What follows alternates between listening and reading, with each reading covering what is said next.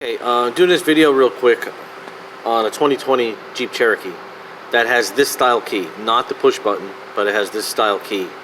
And this was towed to our shop with a no start. There's no response whatsoever when you place the key in the ignition.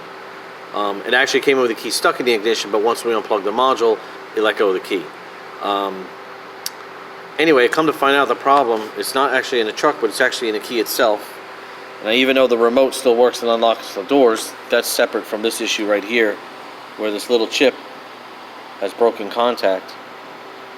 I don't know if you can see that or not, but that contact is broken. And that's it. Now to confirm it, I just stuck a piece of paper here, put the key together, and now our key works. I'm going to attempt to solder it together, but actually it needs a new key.